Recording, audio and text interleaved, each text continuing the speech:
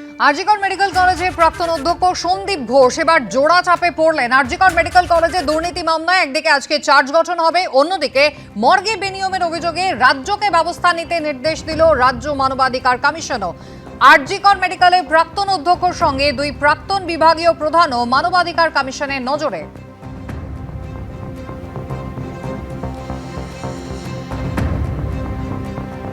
এই তিনজনের বিরুদ্ধে কি ব্যবস্থা নেওয়া হয়েছে বা কি ব্যবস্থা নেওয়ার কথা ভাবা হচ্ছে তা জানাতে নির্দেশ দেওয়া হলো। কথা বলবো, সন্দীপ সরকার রয়েছেন টেলিফোন লাইনে। সন্দীপ, কি নির্দেশ রাজ্য মানবাধিকার কমিশনের?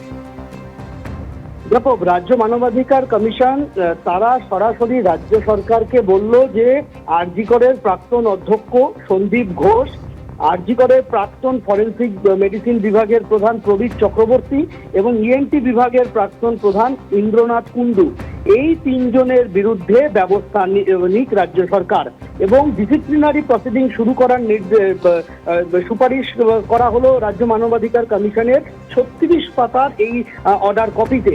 আমরা জানি যে আরজিকর মেডিকেল কলেজ হাসপাতালের যে মর্গ রয়েছে, সেই মর্গ থেকে 5টি মৃতদেহ সেমিনারে হাতে কলমে চিকিৎসকদের হাতে কলমে শিক্ষার জন্য ওয়ার্কশপে পাঠানো হয়েছিল। ঘটনাটি ঘটেছিল 2023 সালের জানুয়ারি মাসে।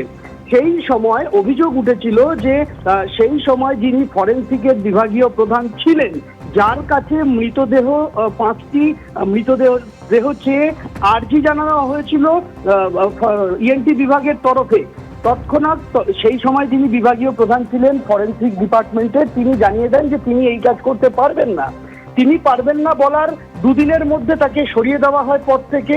নতুন ফরেনসিকের বিভাগীয় প্রধানকে চেয়ারে বসান সন্দীপ ঘোষ এবং সেই নতুন ফরেনসিক বিভাগের প্রধান সেই সময় ছিলেন প্রবীর চক্রবর্তী। তাকে তিনি সন্দীপ ঘোষের নির্দেশ মতো 5টি মৃতদেহ পাঠিয়ে দেন ফরেনসিক মেডিসিন বিভাগ থেকে, অর্থাৎ মর্গ থেকে, আরজিকরের মর্গ থেকে ইএনটি বিভাগের ওয়ার্কশপে। সেই ওয়ার্কশপে ময়না তদন্ত হওয়ার আগে 5টি মৃতদেহকে কাটাছেঁড়া করা হয় হাতে কলমে প্রশিক্ষণের জন্য। এই ঘটনার টিভিতে সম্প্রচার হওয়ার পর, সংবাদ মাধ্যমে হুলস্থুল পড়ে যাওয়ার পরে স্বতঃপ্রণোদিতভাবে একটি মামলা রুজু করে রাজ্য মানবাধিকার কমিশন। 2 বছর পর সেই রাজ্য মানবাধিকার কমিশন তাদের রায় দিলেন এবং সেই নির্দেশনামায় সন্দীপ ঘোষ, ইন্দ্রনাথ কুন্ডু এবং প্রবীর চক্রবর্তী, অর্থাৎ আরজিকরের প্রাক্তন অধ্যক্ষ এবং প্রাক্তন 2 বিভাগীয় প্রধান, তাদের বিরুদ্ধে ব্যবস্থা নিতে বলা হয়েছে। এবং রাজ্য মানবাধিকার কমিশন তার নির্দেশনামায় তারা যেটা বলেছেন যে তারা যে শুধু এই অপরাধ করেছেন তা নয়, এই 3 ব্যক্তি রাজ্য মানবাধিকার কমিশনকে মিথ্যা তথ্য দিয়েছেন তদন্ত চলাকালীন। উদ্দেশ্য প্রণোদিতভাবে ভুয়ো তথ্য দিয়ে মানবাধিকার কমিশনের তদন্তকে ভুল পথে চালিত করার চেষ্টা করেছেন এই 3 জন। কমিশন যাতে সিদ্ধান্তে পৌঁছতে না পারে তার জন্য এরা বিভিন্নভাবে বাধা দিয়েছেন।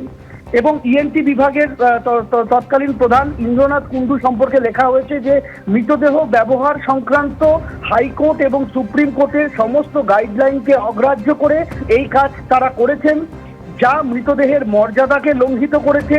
এবং এই কাজের জন্য অ্যানাটমি অ্যাক্ট এবং transplantation of human organ and tissues act লঙ্ঘিত হয়েছে।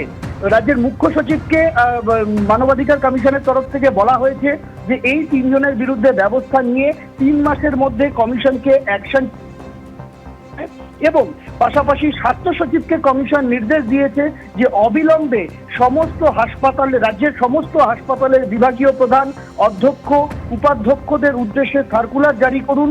এবার থেকে আর কোনো হাসপাতালে ওয়ার্কশপ, সেমিনার বা ক্লাসরুমের পঠন পাঠনে মর্গ থেকে ময়নাতদন্তের আগে মৃতদেহ আনা যাবে না। এবং আমরা দেখতে পেয়েছি যে এই ঘটনায় যে 3 জনের বিরুদ্ধে অভিযোগ উঠেছিল তার মধ্যে একজন সন্দীপ ঘোষ, তিনি এখন জেলে রয়েছেন। আরজিকর থেকে অবসর নিয়েছেন ফরেনসিক বিভাগের প্রধান প্রবীর চক্রবর্তী, তিনি বজবজের একটি বেসরকারি মেডিকেল কলেজে কর্মরত রয়েছেন। এবং ইএনটি বিভাগের প্রধান, যার বিরুদ্ধে ভুরি ভুরি অভিযোগ রয়েছে, যার বিরুদ্ধে ব্যবস্থা নিতে বলেছে মানবাধিকার কমিশন, তিনি বর্তমানে বাঁকুড়া সম্মিলনী মেডিকেল কলেজের ইএনটি বিভাগের প্রধান হিসেবে কর্মরত রয়েছেন। এখন দেখার বিষয় এটাই, মানবাধিকার কমিশনের এই যে সুপারিশ, সেটাকে কিভাবে লাগু করে রাজ্য সরকার, কিভাবে লাগু করে স্বাস্থ্য দপ্তর। সন্দীপ, ধন্যবাদ কথা বলার জন্য।